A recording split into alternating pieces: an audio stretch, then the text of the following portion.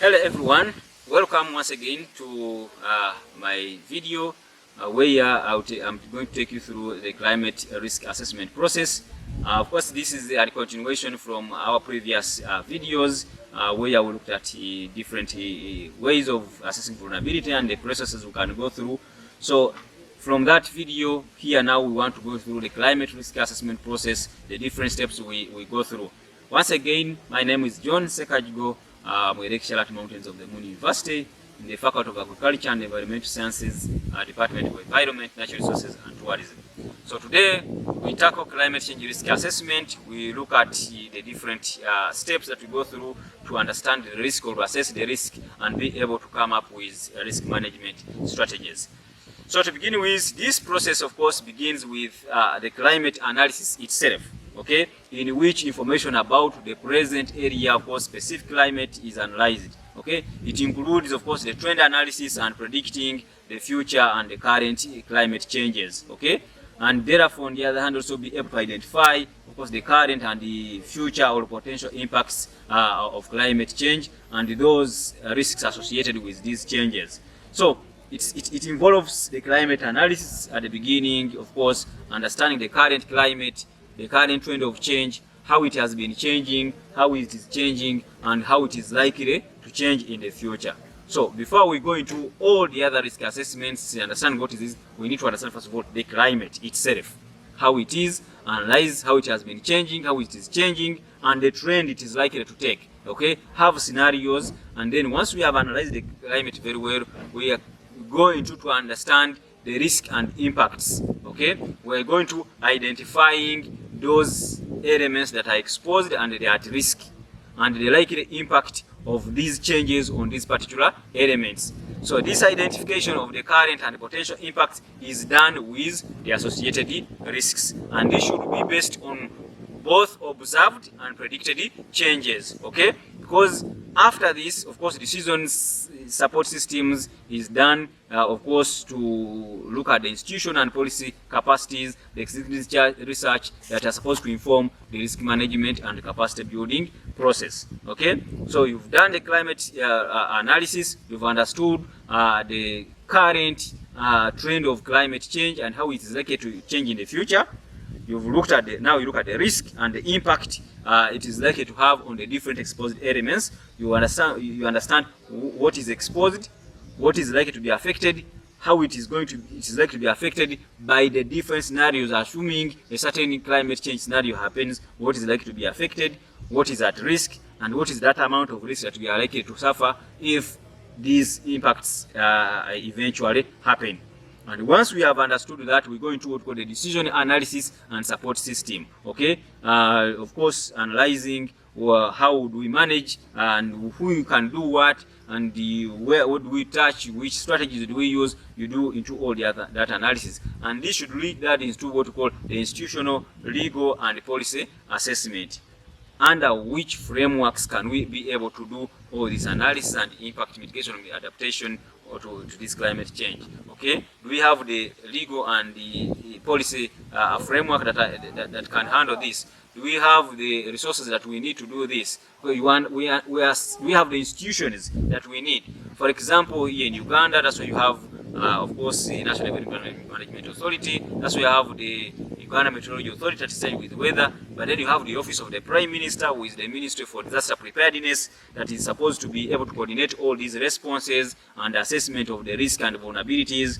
But then you have maybe the information and technology is supposed to develop these capacities. We have the Ministry of Works that deal with the roads and everything as institutions. But then also you have the policies, the Environment Management Policy, the Environment Management Act, they are there, the Forest Management Policy. All these policies, you analyze them and see whether they are enough and sufficient to address the risks that you want to address, or whether you need additional policies and laws to be able to deal with the current and the foreseen risks.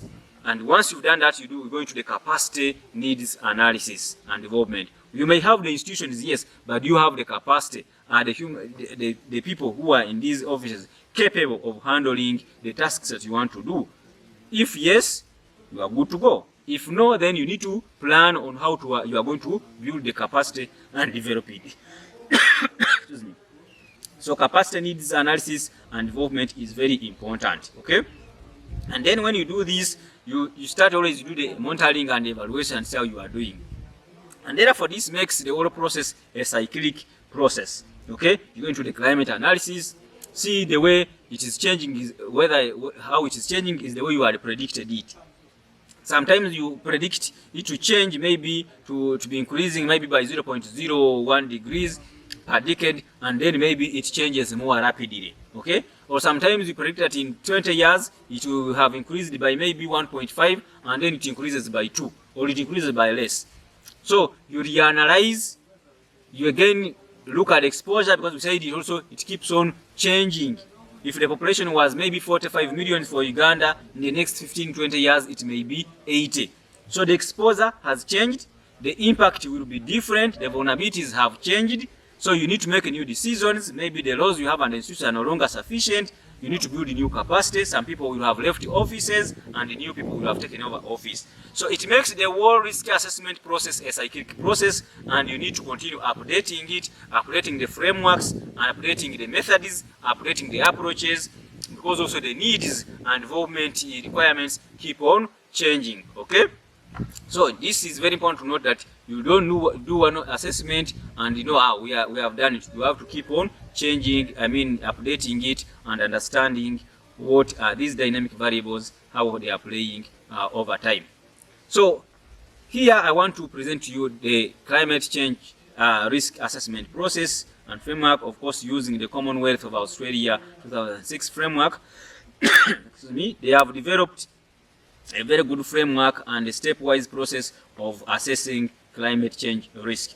And this framework or this process begins with establishing the context, okay, defining the goal and objectives of the whole assessment and management plan, identifying of all the relevant stakeholders and interest groups, and of course developing climate change scenarios and criteria against which the different levels of risk can be weighed and evaluated. And once you've gone through this step, then you identify the risks. And this will involves identification of risk, the geographical location, and when they are likely to occur or when they are most likely to occur. So it is very important to do this, to understand. Of course, if you understood the context, you know the objective, you know the stakeholders, the different climate change scenarios, and weighing them to know which ones are most important. Then you also look at, okay, the geographical area where these risks to occur, which areas are more at risk, who is exposed where, what are the level of vulnerabilities, and therefore be able to understand when also are these change impacts likely to happen. And once you've done that, you analyze the risks that involve, of course, evaluating the potential impacts of the risks to the different elements, the existing adaptation and mitigation strategies, and of course, understanding how each risk is likely to affect the organization or society, how each of these is likely to affect the exposed elements, how all this is going to affect the communities, how is it going to affect the district local government, how is it going to affect the whole government. Okay, then you understand all these. Once you understand this, then you evaluate the risks, and here you weigh and further analyze the risks based on the set criteria. Okay, in order to come up with a list of the most threatening risks and those that require immediate, medium, and long-term measures. Of course, we all know you cannot implement all the measures at once, because you need to identify those that need to be immediately addressed, those that can be addressed in the medium term, and those that can be addressed in the long term, so that then you are able to prioritize and know where to put the resources, what to begin with, what should come next, and what should come last. And then, of course, you treat the threats, and here the planning and formulation of the possible intervention and investment options to adapt, mitigate, or reduce potential risks is done. Okay, you prioritize, you determine the intervention, you prioritize them, look at the investment options, what you need to implement now and what you need to implement in the future in order to reduce these potential risks that are caused by the climate change extremes. So that is done next, and then after that you'll be able now to communicate and do more consultations, okay, engage stakeholders at every stage so that they can own the implementation of these different strategies, they can own the studies and everything. So without the people that are affected, you will not succeed, because then you want to influence change in these societies that are affected. So it is very important to engage them, to consult with them, right from the beginning of assessing and identifying the different impacts, identifying the mitigation and risk reduction strategies, they should take lead in doing this and just facilitate the process. Because once they have owned these and they have been able to understand how they can tackle the risks, then it becomes very easy at implementing some of these strategies. They own them and they will form component part of the whole process. So it is very important to engage them, to involve them when you are developing the assessment framework, the process itself, coming up with the mitigation and risk reduction strategies, and implementing them. They should take lead, you should only support them. And once you've done that, then you'll do also the monitoring and review. Okay? Of course, like we said, climate change risk is not static. Its variables are not static. The exposure keeps on changing. The hazard, the climate change hazard itself keeps on changing. The vulnerabilities keep on changing. The adaptive capacities keep on changing. And therefore, it is very more important to monitor and see whether the impacts are happening as they were predicted, whether the risk reduction strategies and management strategies that were put in place are working the way they were thought that they would work. And if not, be able to make adjustments and adapt whatever strategy is in place to suit the current and future conditions. You review the whole process, and also if you need to redo the assessment. Like I said, it is also cyclic, and you will keep monitoring, reviewing, and changing strategies to deal with the changing climate change risk, to deal with the changing climate change risk components, the exposure, the vulnerability, and the adaptive capacities. Okay? And here, of course, I illustrate whatever I've been discussing in this particular management framework that shows you, of course, how you can be able to monitor, how you can be able to deal with the risks themselves.